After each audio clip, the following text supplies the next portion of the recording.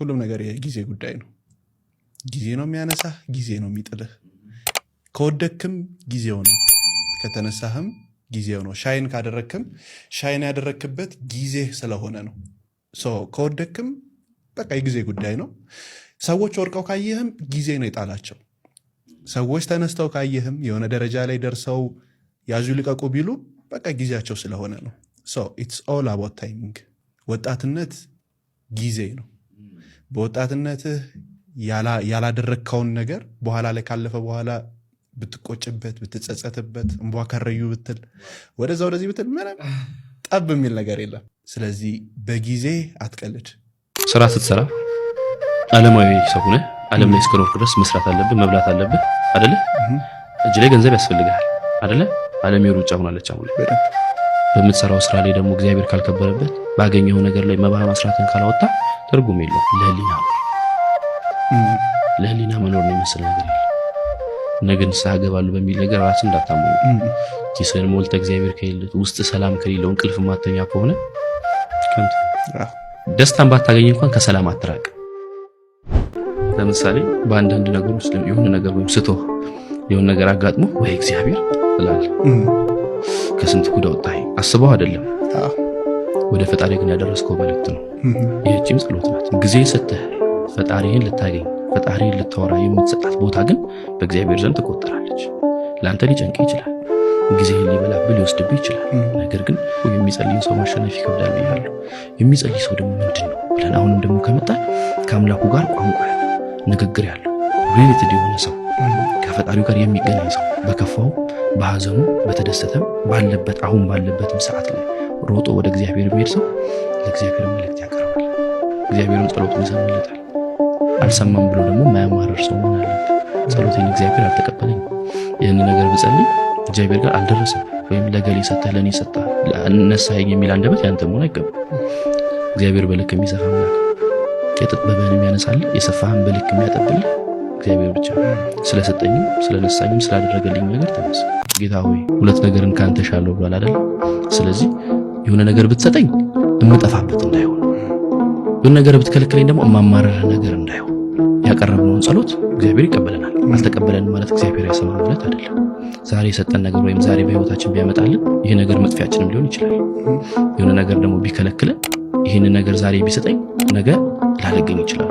እዚህ ቦታ ላይ ፊት ለፊት ላልገኝ ይችላል። እኔ ለምሳሌ እግዚአብሔር ሁሉ ጊዜ ለምን አመሰግናለሁ ምን ብዬ ጠይቀዋለሁ መሰለ? እግዚአብሔር ባለማስተዋል የጸለይኩትን ጸሎት ስላልተቀበልከኝ ክብር ተመስገን። ወጣትነት መልሶ ይሰጠኝ ብዬ ከለከልከኝ ነገሮች፣ አሁን አስፈላጊ ነው ብዬ ተሟገትኩ ነገሮች ስለከለከልከኝ ተመስገን። የዛሬ ጸሎት ዛሬ ላይ ስሙን ከሚያወድሱት መካከል ላልገኝ ይችል ነበር። በዚህ ቦታ ላይ ላልከብር ይችል ነበር። በቤተ መቅደሱ ለመንበርከክ ላልገኝ ወይም ያንን ማዕረግ ላላገኝ ይችል ነበር። አድርገኝ ብዬ ያሰብኩትን ነገሮች ስለከለከልከኝ ተመስገን። ስለሰጠኝም ነገር ተመስገን። ይህ ነው የኔ ጸሎት ሊሆን የሚችል። እምነት አንተ ህይወት ላይ የምትወልደው ነገር ነው። አዎ ፈጣሪ አለኝ፣ አዎ ያደርግልኛል። እኔ በደለኛ ነኝ፣ እሱ ይክሰኛል። እኔ ኃጢአት ሰርቼም እየካሰኝ እየኖርኩም ያለሁት በአምላኬ ምህረት ነው። እንደኔ በደል ሳይሆን እንደ እግዚአብሔር ርኅራኄ፣ እንደኔ ክፋት ሳይሆን እንደ እግዚአብሔር ይቅርታ፣ እንደኔ ተንኮል ሳይሆን እንደርሱ አይቶ አለመመልከት ነው አይደለ? እድል የሰጠኝ አምኛለሁ። የተደረገልኝ ነገር በሙሉ ከኔ ጥረት በፊት የእግዚአብሔር ቸርነት ነው፣ ስላመንኩኝ ነው። እመን እንጂ አትፍራ። ስሙኝማ እግዚአብሔር በህይወቴ ውስጥ ይህንን ነገር ይነሳኛል ብላችሁ ማታስቡትን ነገር ነስቷችሁ ያውቃል አይደል? በምላሹ በህይወቴ ይህንን ነገር ደግሞ በተአምር ያደርግልኛል ብላችሁ ማታስቡትን ነገር እግዚአብሔር በጊዜና በሰዓቱ በልክ ሰፍቶ ይሰጣችኋል። እግዚአብሔር የማይሳሳት አምላክ ነው። በልክ የሚሰፋ ከዳር እስከ ዳር የሚጠግን አባት ነው። እድል የሚባል ነገር የለም። እድለኛ የሆነ ሰውም የለም፣ እድለኛ ያልሆነ ሰውም የለም። የሆነው ሁሉ የሆነው በእግዚአብሔር ነው። ያልሆነው ሁሉ ያልሆነውም በእግዚአብሔር ነው። ሁሉ በእርሱ ሆነ፣ ሆኖም ሁሉ ያለ እርሱ የሆነ አንዳች የለም ይላል መጽሐፍ። በጣም ደስ ያሰኘሽ የወደድሽው ነገር የሆነልሽ እግዚአብሔር ስላደረገልሽ። የሚያሳዝነን ከህይወታችን ሊወጣልን ያልቻለው ነገርም የሆነብን እግዚአብሔር ስለፈቀደን፣ እድለኛ ስላልሆነን አይደለም፣ እድለኛ ስለሆነንም ማለት ነው። እድል አለ ብሎ ማመን ኑፋቂም ክደትም። ምን ማለት መሰላችሁ? የሆነ ነገር እንዲሆን ወይም እንዳይሆን ማድረግ የሚችል ግዕዛን ያለው ማሰብ የሚችል ይሄ ነገር ይሁን ይሄ ነገር ደግሞ አይሁን ብሎ መወሰን የሚችል እድል የሚባል አካል የለም። እግዚአብሔር አምላክ አስቀድሞ የወሰነው ያስቀመጠው ጣፈንታ የሚባል ነገርም ደግሞ የለም። ነገር ግን እንደ መሻታችን ወይም እንደ ፍላጎታችን ብቻ ሳይሆን እግዚአብሔር አምላክ እንዳሰበው እሱ እንዳቀደልን እኛ እንድንኖር እንደሚፈልገው አድርጎ በግድ እኛ ያለኛ ፍቃድ ያለኛ ሐሳብ አይደለም የሚያኖረን። የኛ ምርጫ የኛ ድርሻ ይኖራል፣ የእግዚአብሔር ሐሳብም ደግሞ ይኖራል በመካከል። ከዛ ባለፈ ግን መጽሐፍ ቅዱስ ላይ በጣም በግልጽ ቋንቋ የተነገረ ነገር የሆነው ነገር ሁሉ በእግዚአብሔር እንደሆነ ነው።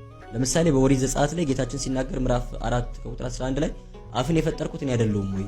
ደንቆሮ ዲዳ ማደርገውስ እኔ አይደለሁም ወይ? ሰው እንዲናገር ወይም እንዳይናገር ክፉንም በጎንም ማድረግ እኔ አይደለሁም ወይ ይላል እግዚአብሔር አምላክ። ከእድል ጋር የተገናኘ ጉዳይ አይደለም ማለት ነው። እድል የሚለውን ቃል አለማወቃችንን ለመግለጽ የምንጠቀምበት ቃል ነው።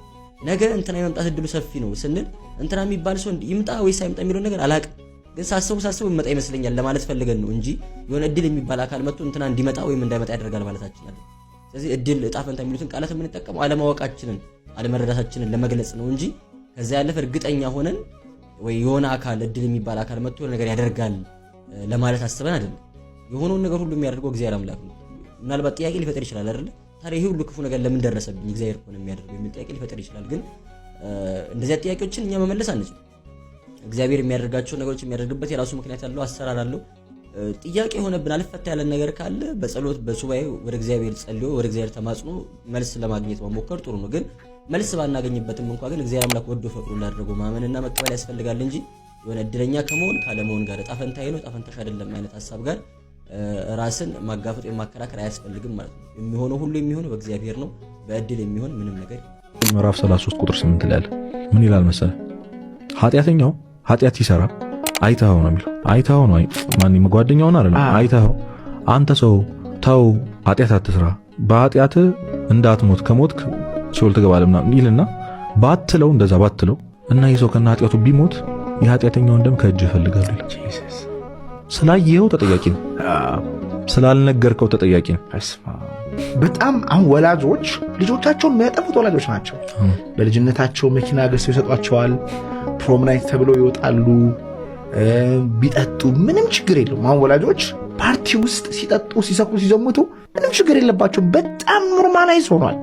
አንዳንድ ጊዜ የአንዳንድ ደንበኞች ልጆች ኢንስታግራም ላይ ፎሎ አደርጋለሁ እና ስቶሪ ሲያደርጉ የሚለቁትን ሙዚቃ ለኤሪክሱ ምን እንደሆነ ማን ነው ዘፋኙ ብዬ ሄጄ ያለው አእምሯቸውን የሚነቅዝ በማይሆን ነገር ላይ የሚጥላቸው አይደል ከእግዚአብሔር ለምድር እንኳን ስኬታማ እንዳይሆኑ የሚያደርግ ነገር ላይ ነው እየጣላቸው። አሁን ልጆቻችሁን ጠይቁት፣ ቅዱስ ጳውሎስ ማን ነው ቢሉ አያውቁም። ፍልሰታም እንደው ትርጉም ብትላቸው አያውቁም። መጽሐፍ ቅዱስ they don't know it ስንት ወንጌላውያን ያሉት አያውቁም።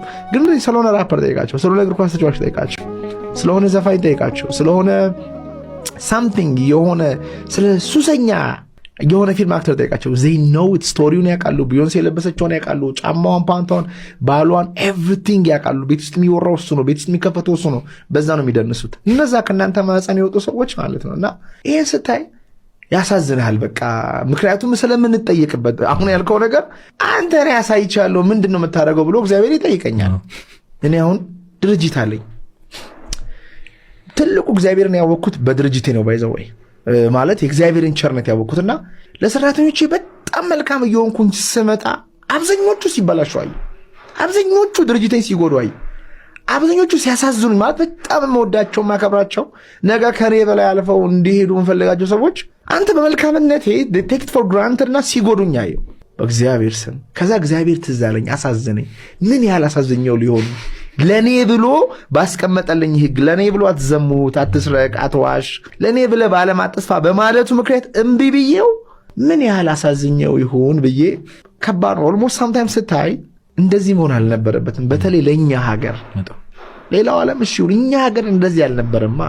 ደክመዋል አባቶቻችን። መጽሐፍ አስቀምጠውልናል፣ ዜማ አስቀምጠውልናል፣ ፊደል ቀርጸውልናል። ወንጌሉን እንዳንረሳው በእያንዳንዱ ቀን ውስጥ በምድር ስራ እንዳንጠፋ የክርስትና እናት የክርስትና አባት ብለው